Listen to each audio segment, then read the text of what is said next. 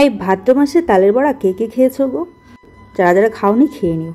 ভাদ্র মাসে নাকি তালের বড়া খেতে হয়, তারপরে হচ্ছে মানকচু খেতে হয়, কত রকম নিয়ম আছে। আবার মামা বাড়ি ভাত খেতে হয়। তো দিদি ওরা তো চলে গেছিলো, আর মিতু আমাদেরকেও কিন্তু ডেকেছিল, কিন্তু আমরাই যেতে পারিনি, সোনুর স্কুল ছিল বলে। সোনুকে স্কুলে পাঠিয়ে দিয়েছিলাম সেদিনকে, তো ও বললো যে অন্যদিন চান্স হলে কিন্তু এসো। আমি বললাম ঠিক আছে, দেখা যাক এবারে চান্স পেলে যাব, না পেলে আর কি করা যাবে, কিছু করার থাকবে না। তো যাই হোক, ভাদ্র মাসে কত রকম নিয়ম থাকে, তো তার মধ্যে তালের পিঠা খাওয়ার নিয়মটা কিন্তু আমাদের আজকে হয়েই গেল। হ্যাঁ, মানকচু খাওয়া হয়নি, একদিন বাজার থেকে নিয়ে আসবো। খাওয়া হয়েই গেল, জেঠিমা দিয়েছে, দিদি দিয়েছে, ব্যাস হয়ে গেছে খাওয়া। তো এখানটায় শাড়িটা তোমাদের দেখাচ্ছি, এই শাড়িটা কিন্তু আমার শাশুড়িমা দিয়েছিলেন শ্রাদ্ধের সময়। বাকি আরও কে কী দিয়েছে না দিয়েছে ওগুলো আমি দেখাতে চেয়েছিলাম একটা ভিডিওতে, গিফটসগুলো। তো ও বলছে গিফট তো গিফটই হয়, ওগুলো আর দেখানোর কি আছে, থাক ওগুলো দেখাতে হবে না। তো যেহেতু মানা করলো, তাই আর ওর কথা শুনে আমি আর গিফট দেখালাম না। যাই হোক, যেটুকু ভিডিওতে দেখানো হয়েছিল ওটুকুই। পরে ভেবেছিলাম যে একটা ভিডিও করে সবগুলো দেখাবো আর কি, সেগুলো আর দেখানো হলো না। যাক, কোনো ব্যাপার না। তো এইটাই শুধু মানে এটা তোমাদের দেখাচ্ছি, কারণ এটা আমি নিয়ে এসেছি, ব্লাউজটা বানাবো যদি কখনো পরি পুজোতে কোনো একদিন। তো কোনো কেনাকাটা তো এখনও হয়নি আমার। তোমরা কারা কারা পুজোর কেনাকাটা করলে বলো তো, কমেন্ট করে জানিও। তো আমার তো এখনও হয়নি, কারণ আমাদের পুজো এবারে ড্যাম চলছে, কারণ বুঝতেই পারছো সোনু পাপা আসবে না, আর আমাদের পুজো কি করে ভালো হবে বলো। তো জানা নেই কি হবে না হবে, ঘুরবো কি না আদৌ। যাই হোক, তো তারপরে ভাবলাম শাড়িটা যখন মা দিয়েছে, তো শ্রাদ্ধের সময় তো পরা হয়নি, তখন যে শাড়ি পরেছিলাম ওই শাড়ি পরেই নাকি থাকতে হয়, ওই যে পুণ্যের পর থেকে ওই শাড়ি পরেই থাকতে হয়েছিল, তাই এটা আর পরা হয়ে ওঠেনি। কিন্তু এখন ব্লাউজটা ভাবছি কাটতে দেবো, কোনো একদিন হয়তো পড়তে পারবো, যদি ছেলেটাকে একটু নিয়ে বেরোই। আমার কথা ছাড়ো, ছেলেটা তো মনমরা হয়ে থাকবে, তাই না? একদিন তো ওকে ঘোরাতেই হবে, নাহলে ওর খারাপ লাগবে পুজোটা। তো এখানটায় ও দেখো ওর মাংকিকে বসিয়ে দিয়ে ভিডিও করছিল, তাই তোমাদের সঙ্গে শেয়ার করে দিলাম একটুখানি। এখানটায় খুব সুন্দর কিন্তু ছাদ বাগানে ফুল ফুটেছে, ফুলগুলো বেশ ভালো লাগছিলো। বিকেলের দিকে আমরা এসে একটু উপভোগ করছিলাম, অনেক দিন পর ছাদে এসেছি, তাও ছেলের অনেক আবদার শুনে তারপর বলছে মাম্মা চলো না একটু। তো ভাবলাম চলো, ওরও সারাদিন ঘরের ভিতর ভালো লাগে না। সবাইকে জানাচ্ছি নতুন আরেকটা ব্লগে অনেক স্বাগত। ছোটদের জন্য রইল ভালোবাসা, বড়দের জন্য রইল প্রণাম। আশা করছি সবাই খুব ভালো আছো, সুস্থ আছো তোমরা, আর আমরাও মোটামুটি ভালোই আছি। ওদিকে কিন্তু ভাদ্র মাসের নিমন্ত্রণ মামিও সেদিনকে করলো, দিদি ওরা গেছিলো, তো বললো, আমাকেও ফোন করে বললো যে তুইও চলে আয়, কিন্তু কিছু করার ছিল না, যেহেতু সোনুর স্কুল ছিল তাই যেতে পারিনি। তাই ভাদ্র মাসের এই যে মানকচু কিন্তু আমরা নিজেরাই আজকে খাবো। তো দোকানে দেখতে পেলাম মানকচু নিয়ে বসেছেন উনি, তো নিয়ে নিলাম। বাকি আরও কি লঙ্কা টঙ্কা সবজি টবজি লাগে সব কিছু নিয়ে চলে আসলাম বাড়ি। আর আজকে না অ্যালার্মটা মিসড হয়ে গেছিলো, যার জন্য আমাকেই রাখতে যেতে হয়েছে সোনুকে, ওকে স্কুলে দিতে গেলাম, দিয়ে এসে এই যে এখন সবজি বাজার করে ওইদিকে আসার পথে নিয়ে আসলাম। নিয়ে এসে এগুলো সব গুছিয়ে রাখবো ফ্রেশ হয়ে, তারপরে আবার রান্না বান্না করতে হবে। গুড মর্নিং সবাইকে। এতক্ষণে মোটামুটি 8:30 মতো বেজে গেছে, 9টা মতো বেজে গেছে, কারণ বাজার করলাম না ওদিকে, 9টা মতো বেজে গেছে। ঝটপট করে এখন রান্নাবাড়ি করতে হবে। সকালবেলা কিন্তু আবার চলে আসলাম, রাত্রেবেলা দেখলে তালের বড়া খেলাম, তারপরে ওই বিকেলবেলায় একটু এনজয় করেছিলাম, ওই দুটো মুহূর্ত একটু তোমাদের সঙ্গে শেয়ার করে দিলাম। তারপরে কিন্তু সকাল হয়ে গেছে, সোনুকে স্কুলে দিয়ে এসে বাজার করে এসে এই যে এখন সারাদিনের ব্লগটা তোমাদের সঙ্গে শেয়ার করব। সাথে থেকেও আজকে প্রচুর প্রশ্নের উত্তর দেবো তোমাদের। কালকে যখন হোম ট্যুরটা আমি শেয়ার করি তোমাদের রিকোয়েস্টে, তারপরে কিন্তু তোমরা প্রচুর প্রশ্ন করেছো যে কত স্কোয়ার ফিট আমাদের ঘরটা, বাড়িটা করেছি, নতুন বাড়িটা, তার মধ্যে হচ্ছে কটা রুম, তারপরে হচ্ছে সোনুর রুম কোনটা হবে, সোনুর জন্য কেন রুম করলাম না, বা প্রচুর এরকম অনেক ধরনের প্রশ্ন তোমরা করেছো, সেগুলোরই অ্যান্সার নিয়ে আজকে আসছি। আশা করছি তোমাদের ভালো লাগবে, সাথে থাকো। তো আজকে একটু পানও নিয়ে এসেছি, জানো তো মিঠা পাতাটা ভালো লাগে আর কি এক আধবার খেতে, এরকম না যে আমি নেশা কিন্তু একদমই নয়, আমি খাই না কখনো, কিন্তু এর আগে একবার মিঠা পাতা কী কারণে যেন নিয়ে এসেছিলাম, খেয়ে এসেছিলো তার জন্য এনেছিলাম। তো তারপর আমার খেয়ে না ভালো লেগেছে, তো তারপর আমি মানে ওই যে কদিন মানে ছিল পানটা খেয়েছি। তারপর মাঝখানে আবার একবার নিয়ে এসেছিলাম অনেক দিন পর, যখন দিদি জামাইবাবু ওরা এসেছিলো, জামাইবাবু তো পান খায়, সেই জন্য তখনও যে কদিন পান ছিল আর কি খেয়েছিলাম, ওই সোনুর বার্থডের সময়। তো মাঝে অনেক দিন আবার খাইনি, পরে আবার আজকে একটু নিয়ে এসেছি, এ নিয়ে 3বার আনলাম আর কি। তো এনেছি, এটাও অনেক দিন পর আনছি, এটা কিন্তু শেষ হয়ে গেলে আবার সঙ্গে সঙ্গে আনবো না, মোটামুটি অনেক দিন আবার গ্যাপ যাবে, তারপরে কখনো যদি কেউ আসে তখন আনবো, হয়তো তখন কয়েকটা দিন খাবো এরকম। দিনে একবেলা খাই আর কি। আর মাংস নিলাম, তো মাংস খাওয়ার পর একটুখানি খেলে ভালো লাগে এই আর কি। তো তারপর মানে এটা শখের আর কি, নেশা নয়। তো আবার হয়তো শখ করতে করতে অনেকেরই নেশা হয়ে যায়, তাই না? কিন্তু আমার হবে না, কারণ আমার কোনো দিন ইচ্ছে নেই যে আমি কোনো কিছু নেশা করি। আর আমার একদমই ইচ্ছে নেই যে আমার দাঁতগুলো লাল হোক এই জন্য আর কি হঠাৎ খাই। তো আজকে একটু নিয়ে এসেছি, কারণ এক দিদি আজকে আসার কথা আছে, তো ওকে দেবো এখন, দুজনে মিলে একটু খাবো এখন, সেই জন্য। তো পানটা রেখে দিলাম ফ্রিজে, আর সবজি টবজি ওগুলো সব গুছিয়ে রেখে দিলাম ফ্রিজে। তারপর ঘরের কাজকর্ম কিচ্ছু হয়নি, কারণ সকালে ঘুম থেকে উঠেই আগে টিফিন বানিয়ে ওকে পাঠিয়ে দিলাম বলতে আমি নিয়ে গিয়ে রেখে আসলাম। আর তারপরে হচ্ছে এই তো এখন ঘরের কাজগুলো করব। চলো একটুখানি জল খেয়ে নিলাম বসে, তারপরে এই যে গুছু গাছু শুরু।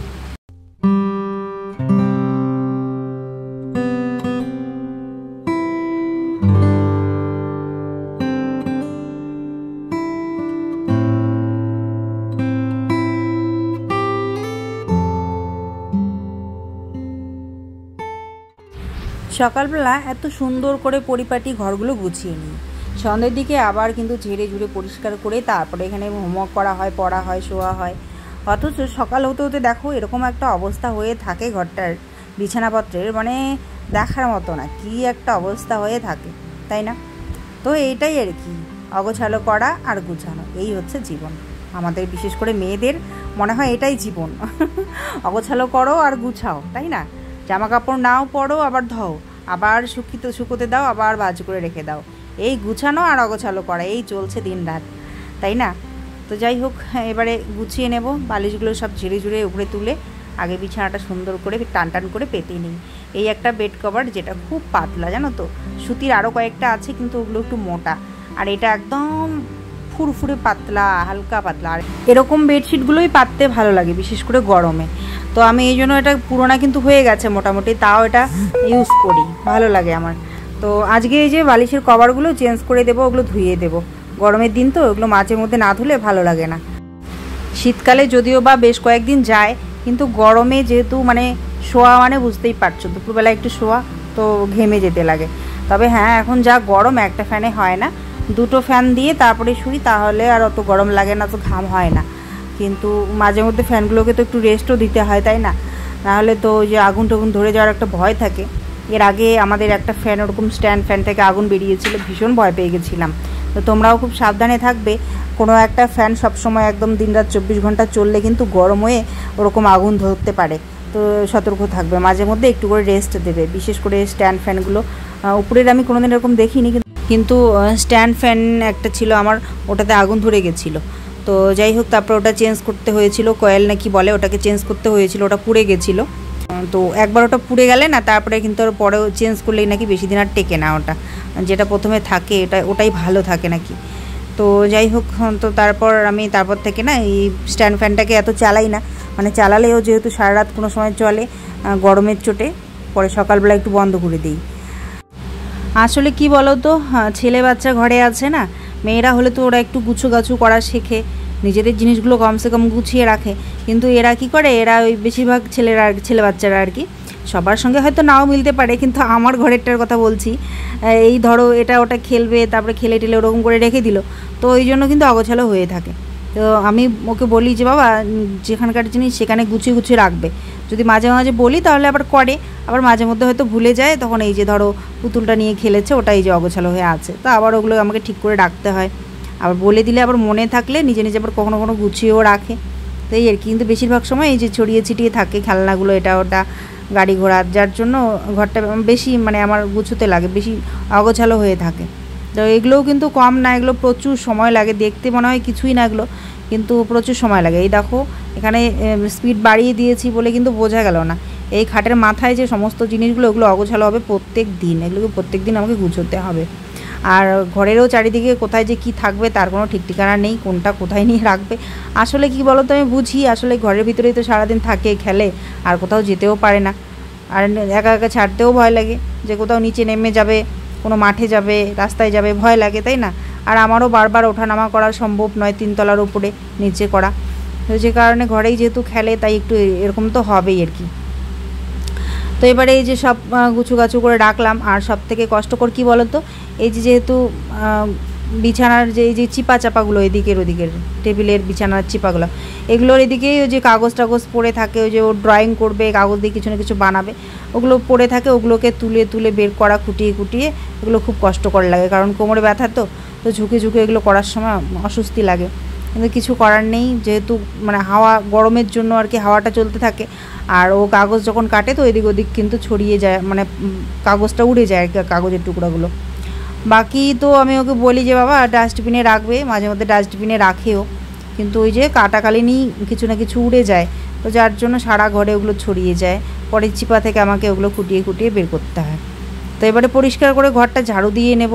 আর ওই যে সোফাটা, ওই সোফার যে সেটা আছে যেগুলো পেতে পেতে রাখি, ওগুলো গুটিয়ে থাকে সব সময়, কারণ ওখানে বসা হয় তো সবসময়, সারাদিন ওখানে বসে বসে শোনো, যখন স্কুল থেকে আসবে তারপর ওখানে বসে টিভি দেখবে, এই করবে ওই করবে, একবার ওঠা নামা এই সেই করতে করতে ওগুলো এরকম হয়েই থাকে।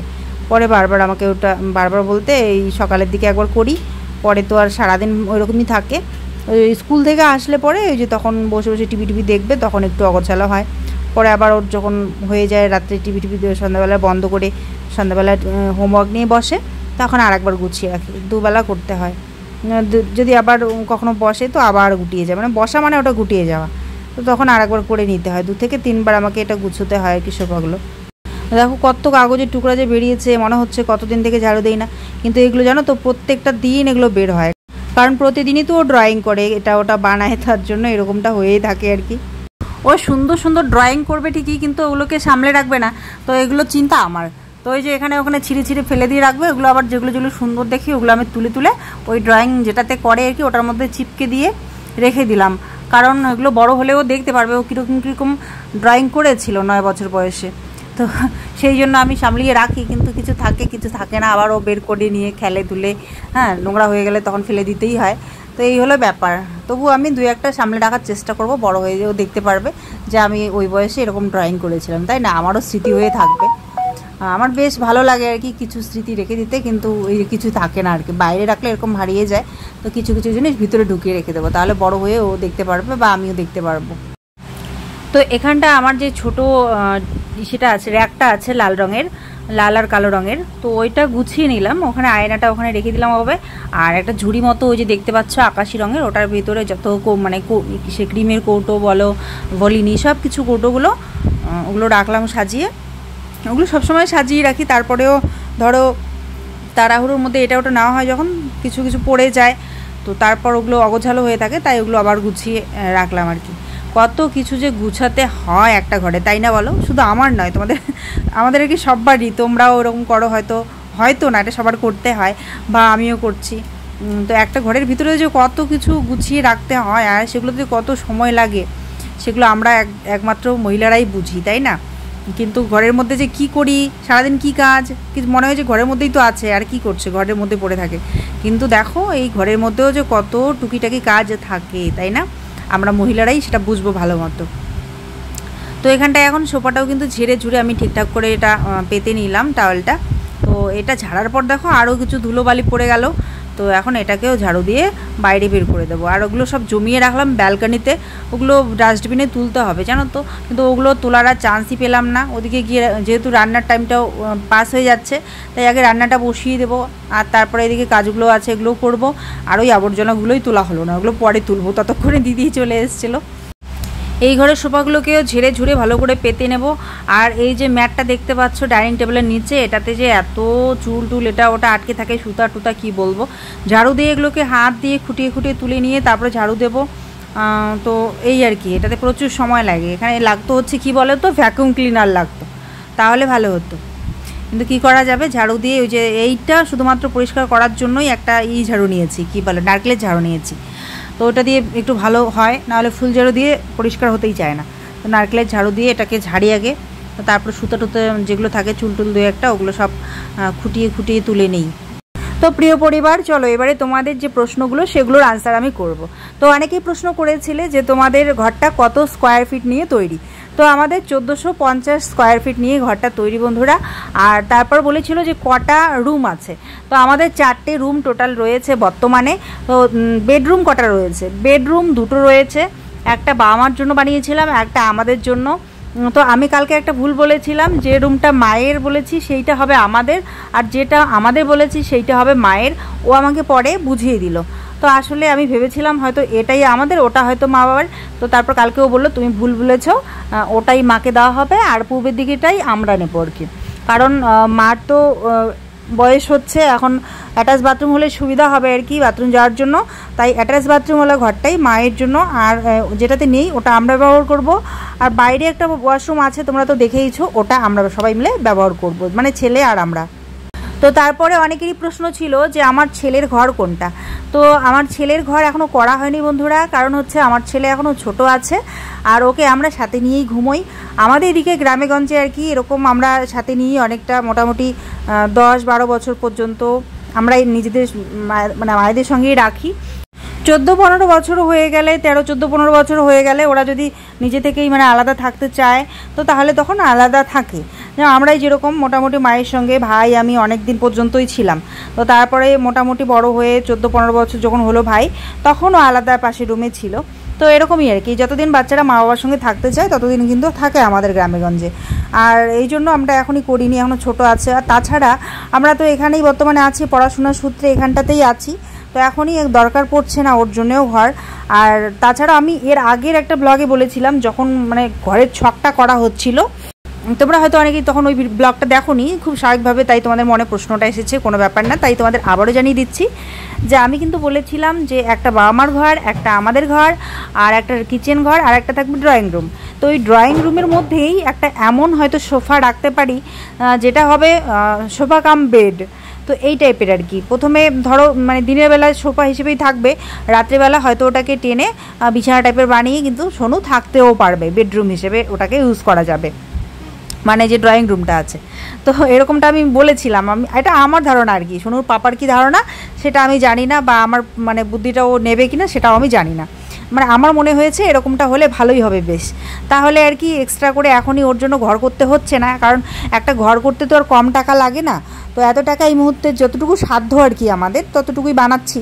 তো পরবর্তীতে সোনু যখন আস্তে আস্তে বড় হতে থাকবে তখন ওর জন্য ভাবা হবে। তো কি ভাবা হবে, কি মানে ভেবে রেখেছি, কি ভেবে মাত্র 4টা রুম করেছি। মানে তোমরা অনেকেই বলেছিলে যে আর একটা রুম করলে ভালো হতো ভালো হতো, তাই ভাবলাম চলো তোমাদের আজকে আবারও আমি ক্লিয়ার করে দিই।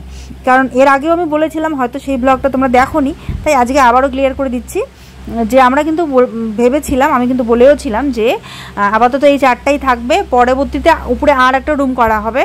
ছেলে যখন বড় হতে থাকবে তখন উপরে আর একটা রুম করা হবে। ছেলে যদি চায় উপরে ও থাকতে পারবে, আর যদি ও চায় নিচে থাকতে তো নিচে থাকতে পারবে, আমরা উপরে শিফট হয়ে যেতে পারবো। তো এই আর কি, উপরে আর একটা রুম করাই যাবে অনায়াসেই, কোনো ব্যাপার না। তো সময় যখন হবে বা আর্থিকভাবে যখন আর একটু আমরা আর কি শক্ত হব, মানে আরেকটা ঘর করার মতো সামর্থ্য হবে, ততদিনে সোনু আস্তে আস্তে বড় হবে, তখন আর একটা রুম না হয় করা যাবে। তো এই হলো আমাদের পরিকল্পনা। তো আসলে নিচে আর রুম করা যাচ্ছিল না, বেশি ছোট ছোট হয়ে যেত, তাই 4টাই করেছি। আর বাড়ির সামনে একটু জায়গা তো লাগেই বলো, একটু গাছপালা ফুল টুল লাগানোর জন্য, বা একটু ছোটো মতো গ্রামের বাড়ি একটু উঠোন মতো লাগেই, শীতকালে একটুখানি রোদ তাপানোর জন্য, বা একটুখানি মাটির উনুন পেতে একটু কিছু করা, তাই না, একটু আগুন তাপানো, একটু বাগান টাইপের করা, কি একটু জায়গা তো লাগে। ধরো আত্মীয় স্বজন আসলে একটু বসা, বা হচ্ছে অনুষ্ঠান হলে লোকগুলো এসেই তো আর ঘরে ঢোকে না, একটু বাইরে বসে, জায়গা তো আর সব মানে ঘরের মধ্যেই সবাই ঢুকলে তো ঘর ভর্তি হয়ে যাবে। ঘরের সামনে একটু জায়গা লাগে যেখানে একটু বসা, একটু তাই না, সবাই মিলে দাঁড়ানো বসা, তো এই জন্য একটু জায়গা তো লাগেই। তাই সামনের দিকে যে ঘরটা আমাদের রয়েছে সেই ঘরটা ভাঙলে পরে তখন কিন্তু ওইটুকু জায়গা আমাদের উঠোন একটা ছোটো মতো বেরিয়ে যাবে, আর যেটা খুবই প্রয়োজন গ্রামের বাড়ির জন্য। আর অনেকেই জিজ্ঞেস করেছো যে এটা কততলা ফাউন্ডেশন করা হয়েছে। তো এটা 3 তলার ফাউন্ডেশন করা হয়েছে বন্ধুরা। তাই ওদিকে বাড়িয়ে আর একটা রুম করা সম্ভব ছিল না, আর একটা রুম করলে তখন আর আমাদের উঠোন টুটন কিছুই থাকতো না। তো তার জন্য আমরা ভেবে রেখেছি দরকার পড়লে, যখন দরকার পড়বে আর কি, সোনু বড় হবে তখন উপরে আর একটা করে নেওয়া যাবে। চাইলে সোনু উপরেও থাকতে পারবে বা নিচেও থাকতে পারবে, ও নিচে থাকতে চাইলে নিচে থাকবে, উপরে থাকতে চাইলে উপরে, যে কোনো একটা জায়গাতে পরে আমরা শিফট হয়ে যেতে পারবো। আর উপরে যখন ঘর করা হবে তখন তার সাথে অ্যাটাচ বাথরুম অবশ্যই করা হবে। গ্রাউন্ড ফ্লোরের একটা রুমের সঙ্গে তো অ্যাটাচ বাথরুম রয়েছে, কিন্তু আরেকটার সঙ্গে রয়নি কেন, কারণ কি বলতো, কারণ যেহেতু একটা ওয়াশরুম আমাদের বাইরে আছেই, যেটা সোনু পাপা ফার্স্ট বানিয়েছিল, ওটা আমাদের প্রথম ওয়াশরুম। গ্রামের বাড়িতে কি হয়, একটা নর্মাল লেট্রিন থাকে তাই না, তো সেখানে একটা বাথরুম বানাও কিন্তু মানুষের স্বপ্ন থাকে, আমাদের স্বপ্ন থাকে আর কি। একটা সুন্দর একটা পরিপাটি ওয়াশরুম হবে, একদিকে স্নানের জন্য একদিকে লেট্রিন থাকবে। তো এই একটা স্বপ্ন থাকে কিন্তু। তো সেই প্রথম ও স্বপ্ন নিয়ে অনেক ভালোবাসা নিয়ে এই ওয়াশরুমটা বানিয়েছিল, টাইলস টুলস লাগিয়ে একদম সুন্দর বেসিন, তারপরে হচ্ছে এত বড় একটা ভিতরে স্নানের রুমটাতে এত বড় একটা ইসে লাগানো হয়েছে, একটা মিরর লাগানো হয়েছে, তারপরে ধরো উপরে শাওয়ার লাগানো হয়েছে। অনেক শখ করে এটা বানানো হয়েছিল, প্রচুর টাকাও খরচা হয়েছে। তাই এটা কিন্তু আর সোনুর পাপার ভাঙার ইচ্ছে ছিল না, বা আমারও ইচ্ছে নেই, কারণ অনেক কষ্ট করে একটা একটা জিনিস বানানো হয়। এটা আমাদের বিপদের সময় এটাই আমাদের সাথ দিয়েছে, তাই এটা ভাঙার ইচ্ছে ছিল না বলে তাই কমন বাথরুম বা আমাদের বেডরুমের সঙ্গে আর একটা ওয়াশরুম বানানো হয়নি আর কি, ওটাই দিয়ে কাজ চলে যাবে। যেহেতু আমরা গ্রামের মানুষ, এভাবে চলা তো অভ্যেস আগে থেকেই ছিল, তো যতদিন ইয়াং আছি ততদিন এভাবেই চলে যাবে, আমাদের কোনো অসুবিধে নেই। তো আর একজন আমাদের পরিবারের সদস্য জিজ্ঞেস করেছিল, সম্ভবত বাংলাদেশ থেকে, উনি জিজ্ঞেস করেছিলেন যে তোমাদের এটা পরিকল্পনা বুঝতে পারছি না, মানে কেউ যদি ওয়াশরুমে যেতে চায় তাহলে হচ্ছে তোমাদের ঘরের ভিতর দিয়ে যেতে হবে। তো না গো, আমাদের আমি যে রুমটা পরে দেখালাম যেটা আমাদের রুম, ওটা মার জন্য, তো ওইটাতে অ্যাটাচ বাথরুম একটা আছে, ওইটাতে শুধুমাত্র যে ওই বেডরুমে থাকবে সেই ইউজ করবে, মাই ওই ওয়াশরুমটা ইউজ করবেন, আমরা বাইরেরটা ইউজ করব। আর বাইরেরটাতে যাওয়ার জন্য তো ওইদিকে সোজা গ্যালারি আছে, ও মানে আমাদের যে বসার যে রুমটা থাকবে, বসার রুম থেকে কিচেন থেকে ওইদিকে বাইরের দরজাটা দেখতেই পেলে, তো সোজা ওইদিকে বাইরে দিয়ে বের হয়ে যাওয়া যাবে কিন্তু। আর মায়ের যে বেডরুমটা হবে আর কি পশ্চিমের, সেই বেডরুমের তো দরজা তো রয়েইছে পার্সোনাল। আশা করছি তোমাদের সকলের প্রশ্নের উত্তর দিয়ে দিয়েছি। তারপরে যদি মিস হয়ে থাকে অবশ্যই কমেন্ট করো, আমি অবশ্যই উত্তর করে দেবো। আসলে একসঙ্গে এতগুলো কমেন্টের অ্যান্সার করা যাচ্ছিল না, তো ভাবলাম ভিডিওতেই সবার প্রশ্নের উত্তর দিয়ে দেবো। তো চলো, রান্নাবান্না কমপ্লিট হয়ে গেছে, দিদিও চলে এসছে, এবারে আমরা সবাই মিলে খাওয়া দাওয়াটা সেরে নেবো। সিম্পল রান্না করলাম, মাংস, পাঁপড় ভাজা, বেগুন ভাজা, ব্যাস, বেশি কিছু করলাম না, কারণ সোনুকে দিয়ে এসে বাজার করে লেট হয়েছে। তো আবার ওখানে টাকা তুললাম, ভিড় হয়েছিল এটিএমে, ওখান থেকে এসে রান্না বান্না করতে সবাই, ওকে ঘুম থেকে উঠে আগে স্কুলে পাঠাইছি। গাড়িটা মিস হয়ে গেছিলো আজকে, আমাকে দিয়ে আসতে হয়েছে, ওই জন্য একটু টাইম পাস হয়ে গেছে। চলো এখন খেয়ে নেই। আর একটা সময় দেখো ভিডিওস দিতেছি, 1টা বাজে এখন 55 মিনিট। আমি ওইদিকে করতে করতে স্নান করে নিলাম, কাপড় ভিজালাম, আর ভুলে গেছি এদিকে টাইম কটা হয়েছে। কিছু মনে করো না, দিয়ে দেবো, ওই যে খাই যাবে। আরে কি কমাই, খাও ওটুক খাও তো, কেমন করে দেখো, ছোট বাচ্চা ওরা একটু খাবে। খাওয়া দাওয়া আমাদের কমপ্লিট হয়ে গেল। করেছিলাম হচ্ছে দেশি মুরগির মাংস, বেগুন ভাজা আর পাঁপড় ভাজা, সিম্পল করেছি। ডাল করতে চাইলাম কিন্তু একদমই সময় হচ্ছিল না, দিদিও বলছে এত কিছু লাগবে না, এত কিছু দিয়ে খাওয়া শান্তি হয় না, আর লাগবে না। তো যাই হোক, ওইভাবে আর কি রান্নাবান্না কমপ্লিট করে খাওয়া দাওয়া সবাই করে নিয়ে এবার এটোকাটা মুছে নিচ্ছি, আর থালাগুলো রেখে দিচ্ছি, পরে ধোবো। কারণ দিদি বলছে তুমি আসো আগে এদিকে, দিদির মেয়ে আবার স্কুল থেকে চলে আসবে। আজকে ছিল টিচার্স ডে সোনুর স্কুলে, যার জন্য ওর হাফ ডে ছিল, ও চলে এসছে তাড়াতাড়ি। আর মিষ্টিদের স্কুলে নাকি প্রোগ্রাম হচ্ছে, তার জন্য ওদের একটু লেট হবে আসতে। তো দিদি কিন্তু অপেক্ষা করছে, মেয়ের আর কি স্কুল ছুটি হলে মেয়েকে নিয়ে একদম সোজা বাড়ি চলে যাবে জন্য। তো দেখো এই যে দিদি সেদিন গেছিলো শপিং মলে, তো বলছে দেখো কেমন দেখতে। আমি বললাম ঠিক আছে নিয়ে এসো তাহলে, বলছে নিবো নাকি, আমি বলছি হ্যাঁ নাও। ওই দেখো এখন টাকা নেবে না, ঠিক আছে, সুন্দর হয়েছে ড্রেসটা,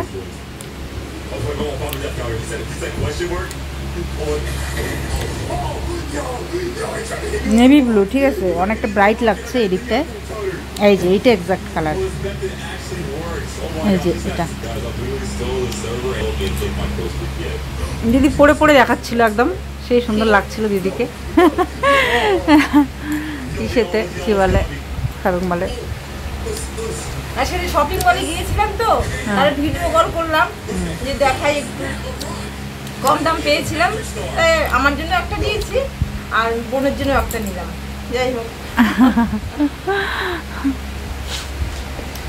ভাবলাম যে দিয়ে দেবো এখন টাকা, কিন্তু এখন বলছে না আমি তোমার জন্য নিছি।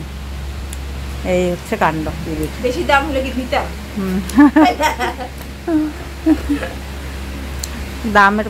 দামের জন্য কোনো ব্যাপার না গো, এটা হ্যাঁ ভালোবেসে একটা জিনিস দিয়েছে, ওটা ভালোবাসাই হয়, দাম দিয়ে বিচার করা যায় না। তাছাড়াও খুব সুন্দর হয়েছে ড্রেসটা, একটা করে লাইন দেওয়া আছে, ওই যে গ্লিটারি একটা লাইন দেওয়া আছে একটা করে, গ্লেস করে এটা জামাটা। এই যে এটা হচ্ছে পিছনটা, যখন পরবো অবশ্যই তোমরা দেখতে পারবে। এটা হচ্ছে ফ্রন্টটা।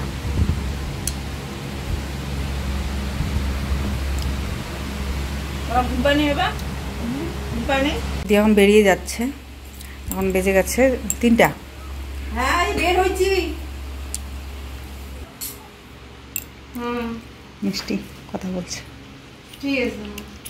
স্কুলে আজকে গেছে, আজকে হচ্ছে টিচার্স ডে, তো বিমানদের আবার হয়ে গেছে, আজকে হাফ ডে হয়ে গেছে। তো বলছে আজকে খুব ফান হয়েছে আজকে না, আমরা মানে স্টুডেন্টরাই টিচার হয়ে গেছে। হ্যাঁ তা আমি বলে হ্যাঁ আমরাও ছোটোবেলায় এরকম হতো, আমাদেরও আমরাই টিচার হতাম এই দিনকে। তো কালকে একটা কলম নিয়ে এসছে, আমরা একটু পেন দিব, আমি বললাম বল। হ্যাঁ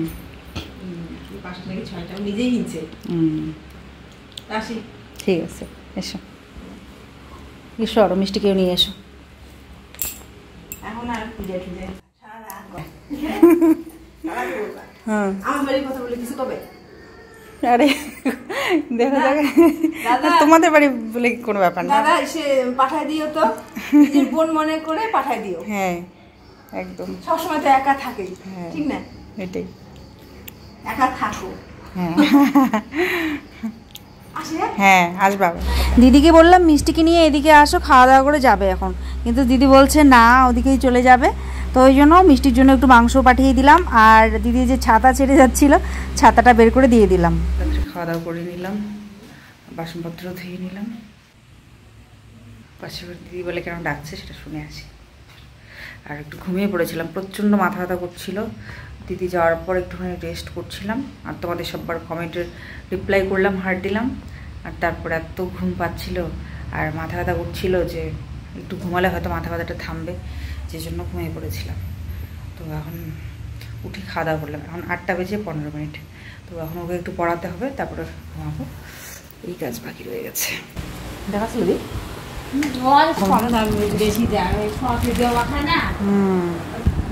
পেপার সিল্কের মতো হয় না? কি সিল্ক এটা?